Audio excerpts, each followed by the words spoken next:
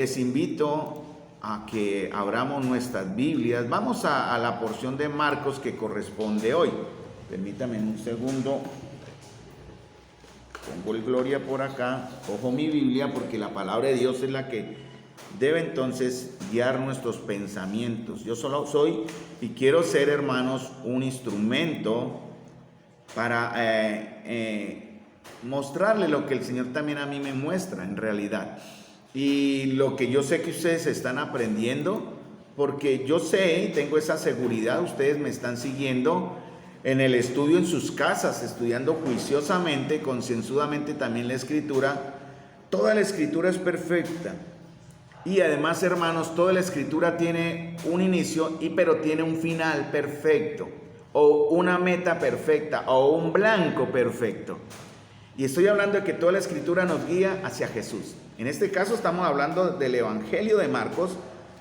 Hemos estudiado en tiempos pasados otros evangelios de la Escritura, los otros evangelios, pero en esta ocasión ya por más de 2 años, ya prácticamente 2 años, estamos estudiando Marcos, verso a verso. Y Marcos nos enseña y nos muestra quién es Jesús, ¿no? El siervo perfecto. Entonces, este Jesús, en realidad, que la palabra de Dios muestra, es el Jesús que se muestra en toda la Escritura. Toda la Escritura lleva a Jesús. Y aquí estamos viendo, en realidad, lo que el Señor nos quiere enseñar, y lo vamos a ver más adelantico, al final del capítulo 5. Algo interesante, vamos a terminar, si Dios lo permite, hoy. Creo que va a faltar otro jueves más para terminar. El caso de la mujer con el flujo de sangre, en realidad, el caso de una mujer enferma terminalmente, ¿no? Ayer me llegó una notificación por el Face de algunos de los contactos. Hay un profesor de mi hija en el seminario, allá donde ella estudió, en Río Grande, que le diagnosticaron un cáncer. Él tiene 45 años, su esposa y 2 hijos, la mayor tiene 20 y el menor 18, 16 años, 17. Pero lo interesante es ver las expresiones de él, ¿no? Está en proceso de análisis médico, pero él declaró ya en la misma red y a sus contactos que él está descansando en el Señor, ¿no? Y en realidad toda circunstancia que Dios nos trae a la vida, hermanos, es para descansar o aprender a descansar, ¿verdad? Entonces esta mujer en realidad tuvo 12 años de constante agonía y sufrimiento, rechazada, alejada, inmunda. El ejemplo que está en Marcos, hablando también del caso de la hija de Jairo, más esta mujer, tiene que ver con los efectos del pecado. Hay que entender, hermanos, que el pecado trae consecuencias. Y la palabra de Dios dice que la paga del pecado es muerte. Y dice que el pecado entró en el mundo por un hombre y por el pecado la muerte. Y la muerte ha pasado a todos los hombres por cuanto todos pecamos. No hay diferencia, ¿no? Estamos aquí reunidos, los que están aquí presencialmente, ustedes allí en sus casas, porque queremos y estamos aprendiendo para también darle al Señor su lugar en su honra y en su gloria de gratitud, hermanos, porque Él nos liberó de la muerte. En el caso de la hija de Jairo, más adelante lo veremos, Él libera a la hija de Jairo de la muerte, pero también libera a esta mujer de la muerte en que estaba por causa de su condición de salud. Es por eso que el Señor dice más adelante en el verso de Marcos capítulo 5, versículo 34, hija, tu fe te ha hecho salva. O no dice sana, dice salva, porque en realidad el propósito del Señor es primero sanar el alma. De nada sirve sanar el cuerpo si su alma se pierde. Igual será condenado al infierno sano o enfermo. Y él dice también más adelante esto, hablando del temor que ella, porque ella dice en el verso 28, que fue donde quedamos, si tan solo tocare solamente su manto, ¿no? En otra parte de la Escritura, creo que dice en Lucas, es el borde de su manto. Una pequeña parte de Jesús es suficiente para que Él libere su poder. Y estoy hablando del poder que ya, y lo hablaremos después, hoy no, pero sí del poder que el Señor nos ha entregado para que lo entendamos. Eso está en Efesios capítulo 3, versículo 20. Y aquel que es poderoso para hacer todas las cosas mucho más abundantemente de lo que pedimos o entendemos, según el poder que actúa actúa en nosotros. En el caso de la mujer, ella con un gesto de fe liberó poder. No es el poder que se está enseñando hoy día en las doctrinas erradas que hay ahora, como si Dios fuera, porque nosotros no creemos eso, no seguimos ese pensamiento que no es escritural del yo declaro, del yo decreto. Jesús no es nuestro sirviente, ni Dios es nuestro siervo, es al contrario, nosotros somos siervos de Él, en verdad. Pero desafortunadamente por la ignorancia de la escritura se ha tergiversado la verdad. Hombres inicuos que han torcido la verdad para sacar provecho de los que ignoran. Hermanos, en esta noche estamos aquí para no ser ignorantes, aprender a no ser ignorantes, ir a la escritura y aprender directamente de la fuente del Señor, de la Biblia, la escritura, la palabra, no de mí, qué es lo que el Señor nos muestra y cómo Él nos enseña entonces a liberar. Voy a usar con respeto esa palabra que es la que más se me aproxima en mi léxico para que ustedes entiendan, ¿no? Liberar, adquirir o aprovechar ese poder. Pero eso lo veremos el próximo jueves, o los jueves que siguen a continuación. Recordemos la enfermedad de la mujer, recordemos su esfuerzo, ¿verdad? Todas sus opciones se acabaron. Y eso también nos enseña algo, hermanos. Dios nos lleva a situaciones donde nos vamos a encontrar ante un muro. Cuando usted va corriendo y llega ante un muro, ¿usted qué es lo que hace? O mira a los lados o mira hacia arriba a ver si hay salida. Pues en realidad es lo que dice también el Salmo, ¿no? ¿De dónde vendrá mi socorro? Y el Señor en realidad nos lleva por estas situaciones, cualquiera que sea su nombre, enfermedad, fracasos económicos, fracasos en el hogar. Tenemos una amplia gama para, cada uno puede estar en alguna de esas, donde el Señor en el sufrimiento que estamos pasando, Él nos dice, búsquenme. Por la gracia del Señor tengo la responsabilidad de enseñar la palabra este domingo y vamos a hablar de un salmo de dolor. Me llamó la atención una frase, no adelanto más, pero esa frase me impactó y a través de esa frase desarrollé el texto que vamos a compartir el domingo. Un salmo de dolor, es el único salmo, créanme, único salmo que muestra un dolor tan profundo, pero es un salmo que nos lleva a Jesús. Ese salmo nos lleva a pensar en aquel que sufrió tal contradicción de pecadores para que nuestro ánimo no se canse hasta desmayar. Esta mujer había desmayado, ya no tenía esperanza. En realidad ese milagrero que ella pensaba, ese Jesús tal vez es el profeta de fama, es el que sana a otros, de pronto me sana a mí. Ella no tenía garantía, ella decía en versículo 28, porque decía hacia a sí mismo, ¿no? Ella pensaba hacia sus adentros, si tan solo tocare su manto. ¿Qué garantía había de que ella iba a ser sana? Ninguna. Ella había gastado todo lo que tenía, sus opciones se acabaron. Dice en el verso 26 de Marcos 5, había sufrido mucho. En las pruebas, hermanos, sufrimos. No hay prueba deleitosa. No hay prueba que diga, bueno, aunque como lo enseñó el hermano Jorge, y humildemente la enseñanza de este domingo es completar, no mejorarlo. El hermano Jorge estuvo muy bueno, lástima no lo grabé, eso me lamento mucho. ¿Cómo son nuestras reacciones ante las circunstancias? ¿Cuál va a ser nuestra actitud? Vamos a ver la historia de este hombre también el domingo que sufría, pero él tuvo una actitud como la que nos enseñaron en el Salmo 13, que fue el que tomó como texto el hermano Jorge. Y esta mujer había sufrido mucho. No hay prueba, hermano, que sea deleitosa. Trae sufrimiento, pero depende de la actitud que usted tenga, de cómo va a ver y aferrarse a las promesas del Señor. Vamos a tener la actitud correcta, ¿no? Entonces ella había sufrido mucho, gastó todo lo que tenía. A veces cuando tenemos la chequera llena estamos relajados, ¿cierto? Sabemos, decimos, lo tengo asegurado. Yo tenía unos ahorritos por ahí guardando para la universidad de mi hijo, para los gastos que vienen ahorita el otro semestre, y ya esa cuenta se está agotando por unos gastos ahí, pero estoy tranquilo, hermanos, porque sé que el Señor va a proveer lo que hace falta. En ese caso no estamos preocupados, pero uno humanamente tiende como a afanarse y ahora no, el Señor me dice, tranquilo, Carlos, ¿no?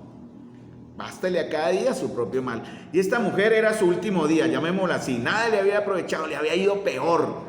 Y era su último día, es este o ya no hay más salida. Si este Señor no me sana, si Él no me sana, por eso es que ella dice, si tocare tan solo su manto seré salva.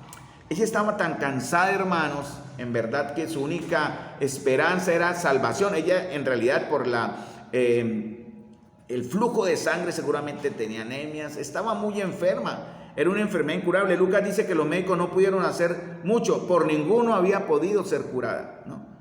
Y los métodos de medicina en esos tiempos no eran como los de ahora, ¿no? Hay hermanos que están recibiendo métodos en sus tratamientos médicos caros y efectivos, pero en ese entonces no era como ahora. Entonces yo imagino que esta mujer estaba en sus últimas ya también, no tan muerta como la hija de Jairo, pero aproximándose a morir. Era su última oportunidad. Por eso el Señor en realidad nos lleva a entender primero que vamos a tener una condición de dolor en la prueba. Puedes llamarlo disciplina si está usted en pecado, pero es prueba también para enseñar nuestra fe. La disciplina es para corregir nuestra vida, ¿no? Vuelvan al Señor. La disciplina. La prueba es para fortalecer nuestra fe, pero igual seguimos al Señor.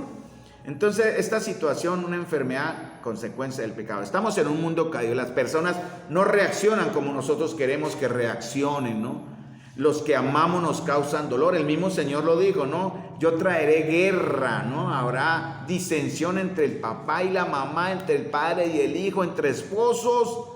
Y habrán esas situaciones donde solo tendremos que clamarle al Señor. Pero también el Señor dice, todo esfuerzo que ustedes hagan, en verdad debemos ir a donde, como dijo el Señor en Isaías 55:2. Él dice, ¿por qué gastan su dinero en lo que no es pan? ¿Cierto? Algunas palabras en el hebreo, cuando tienen el término el, habla de Dios. El término el en hebreo es Dios. Betel, casa de Dios, ¿no? Entonces, Belén, casa del pan. Y así hay, el Señor dijo, ¿por qué buscan lo que no es pan? ¿Por qué trabajan en lo que no llena? Y el Señor dice, óiganme atentamente y coman del bien y se deleitará vuestra alma con grosura. Porque Él está diciendo, búsquenme a mí. En mí encontrarán ustedes lo que necesitan. Tal vez no la salud inmediata, tal vez no la reconciliación con aquellos que ama y que se han alejado, sus padres, sus hijos, esposos, esposas, en su trabajo, lo que usted ha perdido, pero el Señor dice, vengan, óiganme y coman del bien. El bien es del Señor, obviamente, Él habla de Él, ¿no? Y se deleitará vuestra alma. Aún en la prueba, hermanos, la Escritura nos da la promesa de que nos podemos, dice, deleitar. En el mensaje del domingo iba en dos partes, pero solo voy a dar la primera, porque la segunda tiene que ver con las espinas, el término, las espinas que nos acosan, ¿no? Las espinas que son persistentes. Esa es la idea de la segunda parte del mensaje. Tenemos espina, ¿no? El otro día estábamos almorzando por ahí y estábamos comiendo un pescadito y yo mordí de goloso un buen trozo de pescado y lo mordí con espina y se me clavó una espina en el paladar. Qué cosa tan incómoda. Me tocó decirle a mi esposa, ayúdeme, hágame la cirugía y sáqueme esa espina porque no había manera, se clavó en el paladar. Era muy incómodo y dolía. Gracias a Dios ella muy sabiamente pudo extraer la espinita y me liberé. Pero hermano, las espinas duelen. Y usted va a tener espinas en su costado, porque eso es lo que dice el Señor. Ustedes van a tener espinas, ¿para qué? Otra vez, para que me miren a mí. Esa es la idea. Y en este caso va a haber una victoria. La mujer dice en versículo 29, y enseguida la fuente de su sangre se secó y sintió en el cuerpo que estaba sana de aquel azote. Esto fue por la bondad y la misericordia del Señor. Por eso el Señor dice luego en el verso 30, luego Jesús, conociendo en sí mismo, porque Él lo sabe todo, Él no lo cogió de sorpresa, Él dice, ay, alguien me sacó poder y no, Él ya sabía. Pero Él quería completar un círculo, hermanos, que esa fue la tarea donde quedamos para el Salmo 50:15, ¿se acuerdan? Y tiene que ver con algo que la mujer hizo en el verso 33. Hermanos, usted no puede acercarse al Señor, escuchen bien, ustedes o nosotros no podemos acercarnos al Señor y abandonarlo. O sea, aprovecharnos de Él, quiero usar la palabra correcta, ¿no? Hay hermanos, hay creyentes que abusan de Dios.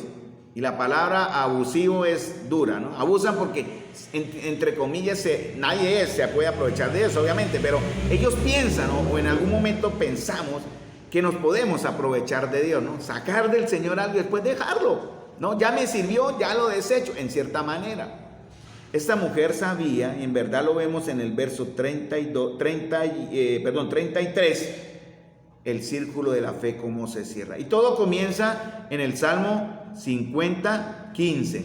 Ustedes pueden abrir sus micrófonos si alguno puede darme una idea, o los que están aquí, ¿cuál es el proceso, no? En el Salmo 50, 15, y lo vamos a ver ahorita para completar, que tiene que ver con las bendiciones que recibimos y cómo respondemos a ellas. Ayer hablaba con un hermano que está un poco decaído en su ánimo y llegamos a la conclusión, está decaído pero no vencido obviamente, y hablamos de dar gracias. Y la palabra de Dios dice en 1 Tesalonicenses que demos gracias en todo. ¿Cómo puedo dar gracias cuando me duele algo? Sí, el Señor dice den gracias en todo, ¿no? Silvia, por ejemplo, que está ahí conectada, ha tenido que dar gracias en ese dolor de su recuperación de su cirugía, ¿cierto? Entonces, es algo que sana. Yo lo digo por experiencia, no voy a comentarlo porque sería el tiempo en ese testimonio, pero por experiencia lo digo que a mí la actitud de dar gracias me ha sanado y me sana, porque al dar gracias usted habla de algo que ya ha recibido aunque no lo vea. Ayer hablamos con ese hermano, la fe que se ve. ¿Cuál es la fe que no vemos? ¿Cómo se manifiesta? Bien, Salmo 50, 15. ¿Alguno me puede ayudar cuál es el orden en el que el Señor espera? Dice el primero es Salmo, creo que lo buscaron, si se fueron juiciosos y responsables. Ahí fue donde quedamos. El Señor lo primero que dice es que Salmo 50, 15. ¿Pueden abrir sus micrófonos y mencionar? Yo aquí tengo los micrófonos del computador abiertos. ¿Y qué? Invócame. Primera, el círculo comienza, pero es un círculo que tiene un principio y no tiene un final, ¿no? Porque es un círculo, da la idea de eternidad, ¿no? De continuo. Entonces algo que tiene que hacerse ¿cómo? Continuamente. ¿Qué es invocar? Pedir, muy bien. ¿Qué más es invocar? Insistir. ¿Alguien habló en Zoom? ¿Qué? ¿Me repite? Llamar, perfecto. Invocar, llamar, hablar. Hermanos, yo estoy hablando para hijos de Dios. Si en este momento hay alguien que usted sabe en su corazón hay, alguno, no sé, que sabe, solo usted lo sabe, que no está en la relación con el Señor que Él busca tener en aquellos que dicen que son de Él. Porque hay creyentes, hay cristianos, yo hago diferencia entre cristianos y creyentes. Los cristianos son cualquiera se llama cristiano, pero pocos son los creyentes en verdad. Si usted es un cristiano que piensa en verdad eso, usted tiene que entender que primero tiene que tener, deben entender que primero hay que tener una relación personal con el Señor. De lo contrario, aunque Él responde, Él dice que Él es bueno, Él hace llover sobre buenos y malos, hermanos, Él tiene especial preferencia, ¿verdad? Una inclinación natural a amar más fácilmente, entre comillas, uso el término fácil porque para el Señor es su decisión amar, ¿no? Para nosotros es difícil o fácil amar, para Dios no, ese término no entra, no es Dios es duro para amar, Dios es fácil para amar, no, hermanos, Él ama y punto, ¿verdad? Pero para el Señor es más fácil, uso el término humano para que me entiendan, amar a los que son de Él, ¿cierto? Por ejemplo, yo amo a mis hijos y, por ejemplo, Douglas está pensando ya partir a su tierra porque él ama a su esposa, extraña a sus hijos, extraña a su tierra y es el amor natural. Pero yo no puedo amar a los que no son mis hijos en cierta manera, no es el mismo amor. Les tengo amor, obviamente, pero no es el mismo amor que yo tengo en mi relación de padre a hijo con los míos. Douglas quiere comentar algo, hermano, puede hablar más duro a ver si atrás lo escucho. Me gustaría notar que el salmista tenía un problema. Él veía que la gente mala progresaba y le iba bien, y a la gente buena le iba mal. Y entonces decía que será que he equivocado mi camino, esa duda tan grande que tenía en el corazón. En este salmo el Señor le hace entender que todo lo que hay en el mundo y que todas las cosas le pertenecen al Señor, y que si Asán lo invocare en el día de su angustia, él lo iba a librar de todas esas pesadillas que pasaban por la mente y el corazón de Asán y su espíritu que estaba también decaído, y el Señor dice que lo iba a librar, y Asán nada más lo que le iba a querer era honrar a nuestro Señor. Espero hayan escuchado a Douglas, ¿no? ¿Sí escucharon a Douglas, los hermanos que están allá? Espero hayan oído el comentario de Douglas, porque estamos con el micrófono aquí. Bueno, espero hayan oído, pero Douglas habla de cómo el Señor, del salmista, y cómo el Señor dice, Él en realidad da ese llamado: llámenme, invóquenme, búsquenme. En el caso de la mujer fue esto: ella no fue defraudado, Jairo no fue defraudado, los discípulos no fueron defraudados, el endemoniado no fue defraudado, y ninguno de ustedes y ninguno de nosotros seremos defraudados cuando le invocamos. En el texto que vamos a ver el domingo, habla de un hombre, es la historia de un hombre que habla con Dios. Es el único salmo, es el único salmo que habla de dolor, pero no recriminando a Dios. O sea, me explico, no es el que pelea con Dios. Él simplemente abre su corazón. Hermanos, eso es lo que el Señor busca en nosotros. No peleen conmigo. A veces yo tengo discusiones con Andrés y yo le digo: mano, no pelee conmigo, míreme. Yo le digo a él: míreme, soy su papá. A veces él está como arisco y yo trato de acariciarlo aquí, hacerle aquí, así. Soy su papá, míreme. Usted no puede esperar de mí algo malo. Le estoy dando buenos consejos, lo amo, haremos con su mami lo imposible para que usted tenga lo mejor. Y el Señor hoy usé una frase muy bonita y incluso le escribí: oiga, hijo, esa frase me tocó. Él me dijo: gracias a Dios. Muy bueno. Gracias a Dios, me dijo, me ha ido bien. Entonces el Señor dice: invóquenme, llámenme, búsquenme. Invocar es, hermanos, usted no puede, Dios está arriba en los cielos, en su trono. Y usted no está llamado, como hacen algunos, a gritar en esos alaridos, tratando de que Dios escuche. No, hermanos, Él está ahí, cerca, dice la Escritura, cerca de su dolor. En el Salmo que vamos a ver el próximo domingo hay algo muy bonito que me enseñó de lo que hace el Señor cuando usted está en el dolor más profundo. Se los comentaré el domingo. Entonces esta mujer y Jairo estaban en un dolor grande, y esta mujer dijo: si tan solo tocare, e invocó. ¿De qué manera? Yo no habló, pero actuó. Hermanos, la fe comienza de una manera oculta. Por eso es también la enseñanza. Nuestra fe siempre es personal. Tenemos una fe de iglesia, una fe doctrinal, que es lo que enseña la Escritura, ¿no? Una fe que salva. Por gracia sois salvos por medio de la fe, esto no de vosotros, pues es don de Dios. Pero Dios nos da una semillita que tenemos que alimentar. Dice la Escritura que la fe es por el oír por la palabra de Dios, ¿cierto? Entonces tenemos un tesoro que se llama fe. Esta mujer tenía fe, pero necesitaba activarla en cierta manera, darle vida a esa fe. Y todo comenzó con su necesidad, ¿sí? Aún, hermanos, es la advertencia, obviamente, cuando estamos en la abundancia más grande, no nos olvidemos del Señor, ¿verdad? Algunos comparamos, como Douglas nos dijo ahorita, uno mira cómo los malos prosperan. Dice: ¿por qué los impíos prosperan y yo no? Entonces yo estoy equivocado, ¿cierto? Asaf en el Salmo 78 habló lo mismo. Él decía: ya no voy a seguir a Dios. Mire, Asaf y el que vamos a ver el domingo eran compañeros en su ministerio. Bien, los dos escribieron un salmo y los dos, uno peleó con Dios, el otro simplemente abrió su corazón. Pero Asaf dijo: seré como ellos. Pero al final él termina concluyendo, ¿no?, que él entendía que el fin de ellos sería el acabose. Hermanos, no sigan la maldad, hermanos, iglesia, no, los que están aquí presentes, no tenemos que seguirla, el pecado, como algo agradable. Ya no más, hemos muerto al pecado. Y esta mujer quería ser salva. Primero, estaba cansada. Yo creo que estaba, no digo moribunda, pero muy, muy enferma. Ya no había manera de que sanidad para ella. Sin embargo, ella activó su fe. Invócame en el día de la angustia. ¿Qué más sigue, hermanos? Aunque la segunda parte del verso 50-15, ¿qué sigue?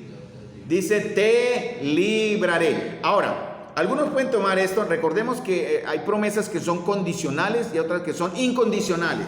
Hay que entender eso primero. Entonces, esta promesa puede ser condicional o incondicional. Condicional. El Señor dice: te libraré, pero estamos sujetos ¿a qué? A honrarle, a invocarle. Pero recuerden una cosa, es aquí donde hay un cuidado. Porque aunque la promesa dice el Señor: te libraré, Él no dice para cuándo me librará.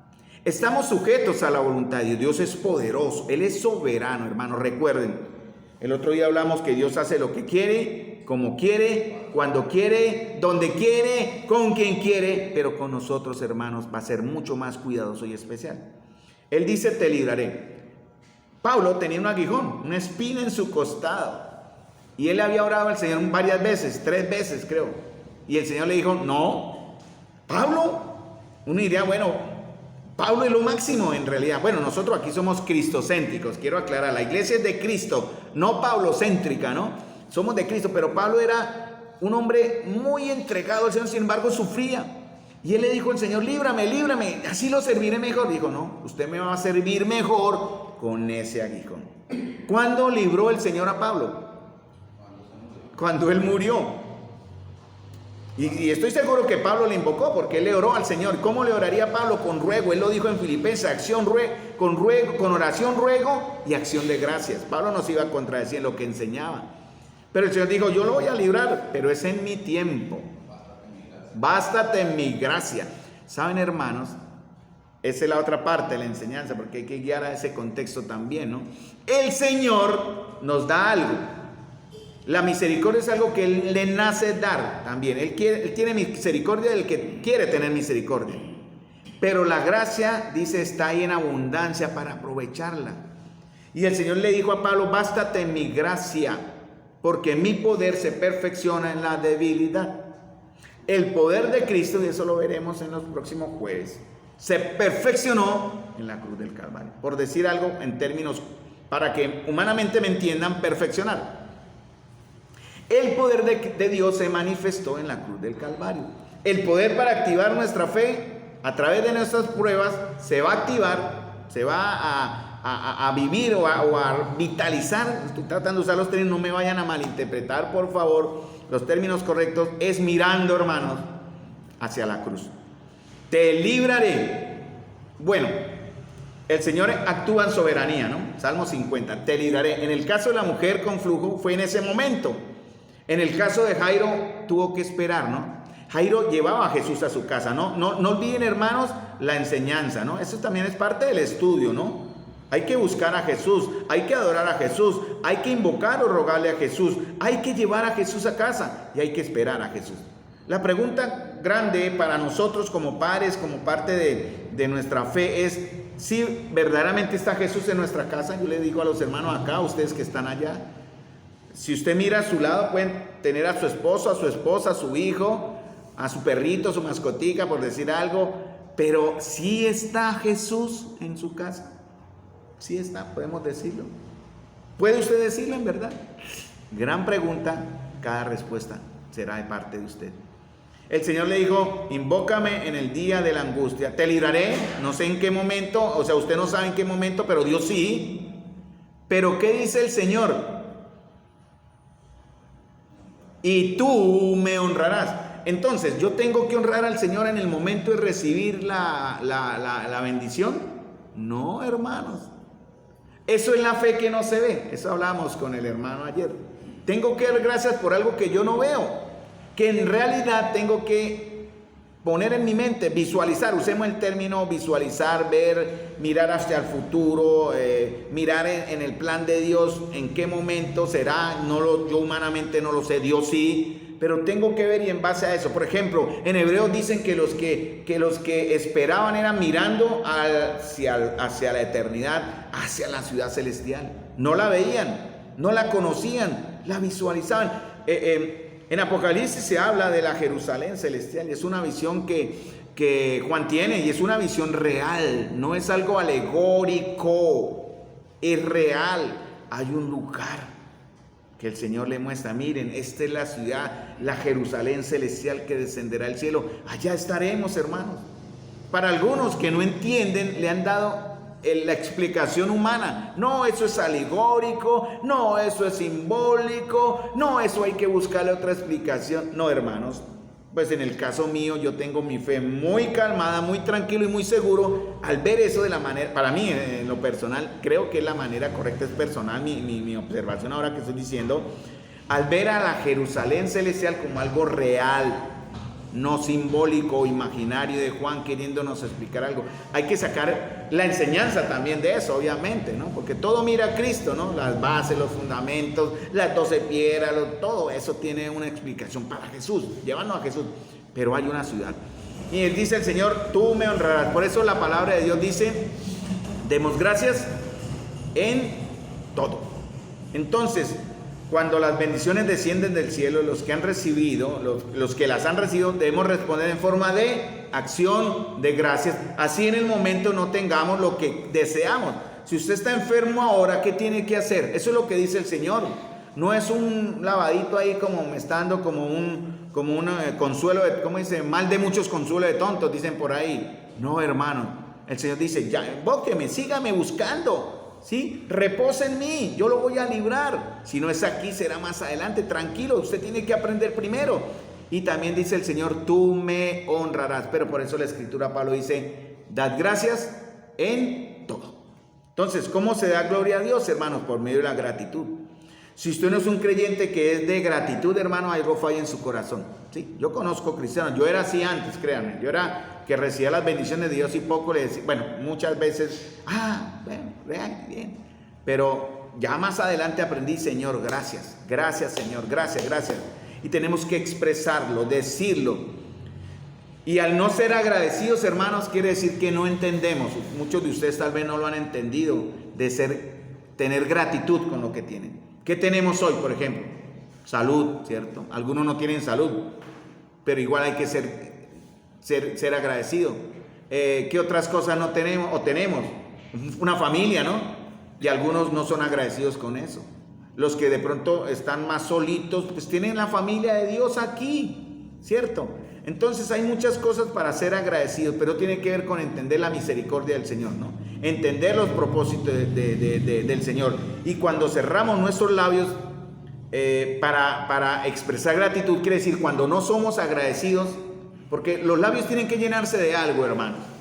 Si usted no llena sus labios de lo correcto, por eso en Filipenses 4, 7, 8 dice, todo lo que es de buen nombre, todo lo bueno, todo lo justo, todo lo amable, todo lo que es puro, en esto pensad. Si usted tiene su mente llena de estas cosas que dice en Filipenses 4, 6 al 9, su corazón se va a llenar de esas cosas y lo que habla el corazón expresa la boca. Eso es la Escritura. Entonces, si usted cierra sus labios para no ser agradecido, ¿de qué lo va a llenar? ¿Qué es lo que va a salir? Queja. Eso fue, por eso el Señor condenó al pueblo a vagar 40 años. Aparte de eso, ya venían con la remala del Señor, como dicen los chinos, ¿no? Lo enojaron cuando dijeron, ¿está o no está el Señor con nosotros? Hermano, que no se le ocurra a usted decir esa frase tan peligrosa, ¿no? ¿Está o no está el Señor? Mire en qué momento, en qué cosa el Señor ha mostrado, ¿no? Entonces, si no llenamos nuestros labios de gratitud, lo vamos a llenar de queja, de palabras incorrectas, palabras no sazonadas con sal, como dicen en Colosenses también, falta de gracia. Entonces, hermanos, así se completa este círculo, ¿no? En realidad, ¿no? Angustia, invocación, ¿verdad? Que está basada en una angustia, liberación y honra. Y termino para dar lugar entonces a la segunda parte ya en el verso, aunque salte un verso, pero lo veremos más adelante después. Ella dice en el verso 33, ahí, tiene que ver con lo que sucedió, ¿no? Porque Jesús dice, ¿quién me ha tocado? Y recuerden que los discípulos le dicen acá, sus discípulos le dijeron, ves que la multitud te aprieta y dices, ¿quién me ha tocado? Eso fue una frase grosera con el Señor. Habían visto al Señor calmar la tempestad.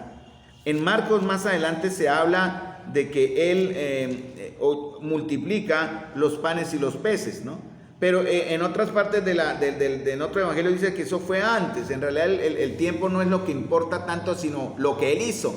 Ellos habían visto el poder de Dios liberando enfermos, sanando enfermos, cojos, los ciegos vieron luz, yo soy la luz del mundo, ¿verdad? Y ya había sanado leprosos, endemoniados, y todavía dicen, ¿verdad? ¿Quién ha tocado mis vestidos? ¿Quién fue el que habló? Ya vimos el jueves anterior quién fue el grosero que en realidad impulsivamente habló de más. Fue Pedro. Pero como siempre en vocería de los discípulos, dice el Señor, pero ¿cómo así? La gente lo toca, lo aprieta, perdón, y dices, ¿quién me ha tocado? ¿Sí? En realidad, solamente aquellos que tenemos la fe correcta vamos a liberar, vamos a activar el poder de Dios. En el día de hoy ese poder está en otro lugar. Voy a expresar eso también. En otro lugar quiero decir, está morando, está habitando en otra vasija, por decir así. Eso lo vamos a ver el próximo jueves.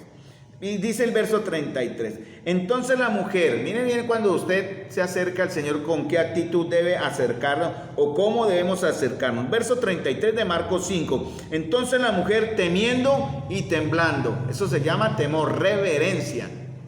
Hermanos, ¿cómo nos acercamos al Señor? ¿Por qué temblando? Bueno, ella tuvo miedo, pero nosotros nos debemos acercar. Dice preocupados de vuestra salvación con temor y temblor. Y en realidad temblando es entendiendo, hermanos, cuando nos acercamos al Señor, ¿ante quién nos estamos acercando, hermanos? No es cualquier Dios de palo como algunos que adoran y siguen una estatua.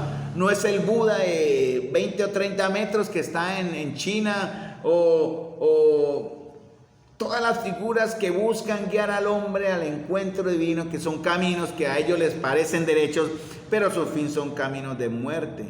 No, hermanos, nos acercamos a un Dios vivo, no una piedra, no una escultura, un Dios que está presente con nosotros. Y él le dice, temiendo y temblando. ¿Qué más? Dice el verso 33, cuando usted se acerca al Señor tiene que acercarse ¿cómo? ¿Qué dice en el verso 33, hermanos? Dice, temiendo y temblando, ¿y qué más?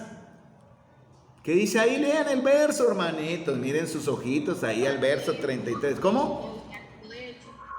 Sabiendo. La palabra es sabiendo, ¿no? Temiendo es como en realidad un verbo, es una acción. Temer es algo que usted hace, ¿no? Temblando es algo que usted hace, pero también sabiendo lo que en ella había sido hecho. Fíjense bien.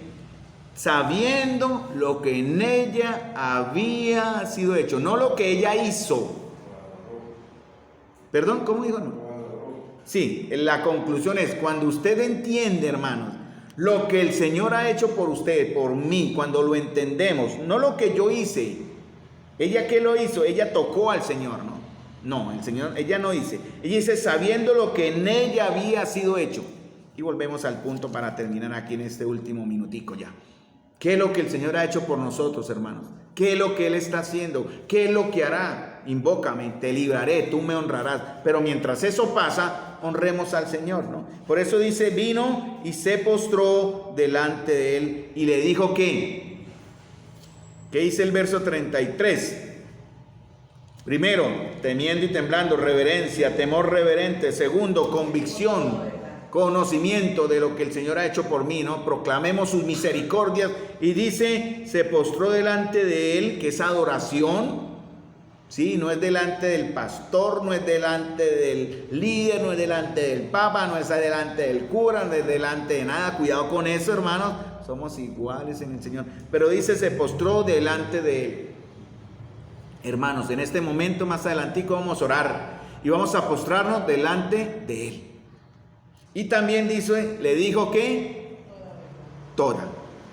Algunas veces cuando nos acercamos al Señor, nosotros somos tan ignorantes que dice el Señor, le voy a contar la mitad y la otra mitad, si no se la cuento, de pronto así yo creo que muchos pensarán, Él no lo va a saber. Yo sé que muchos lo piensan así, ¿no? Si no le cuento es como si Él no se enterara. Mentiras, hermano. Hay que contarle toda la verdad. Eso se llama confesión. Confesión. Cuando nos acercamos al Señor, ahorita más adelante lo vamos a hacer, es para contarle toda la verdad. Abramos nuestro corazón delante del Señor. Salmo 50:15, invócame, ¿verdad? Te libraré. ¿En qué momento? En el tiempo de Dios. Pero mientras eso sucede, honrémosle. Acción de gracias. Demos gracias en todo. Así se completa este círculo, ¿no? A su manera esta mujer lo había invocado, Él la rescató, pero ella todavía no le había glorificado. Era necesario terminarlo. Por eso ya el Señor nos contrasta, ¿no? ¿Quién me ha tocado? ¿Quién me ha tocado? Y el Señor le va a preguntar a usted, hermanitos, en esta noche, ¿quién de ustedes ha tocado al Señor en esta noche? ¿Quién de ustedes le ha tocado al Señor para activar la fe y sacar de Él ese poder en realidad? Pero si usted le ha tocado, tiene que ser con la fe correcta. Entonces, mis queridos hermanos, damos gracias al Señor por su presencia. Terminamos En este punto voy a marcar aquí en mi hojita de notas que aquí quedamos para el próximo jueves ver la conclusión del caso de la mujer. Hablaremos algo del poder, pero no es para profundizar. Hay bastante tema, pero tiene que ver con eso para terminar de entender, porque falta el último verso, el verso 34, que ya cerraría el ciclo de esta mujer para seguir con el caso de Jairo. Ya falta poco para terminar, porque aquí hay otros casos unos conceptos que es bueno tener en cuenta. Entonces, mis queridos hermanitos, vamos a terminar acá. Yo les voy a pedir que vamos a orar, dale gracias al Señor. Y vamos a tomar en este momento las peticiones para la oración.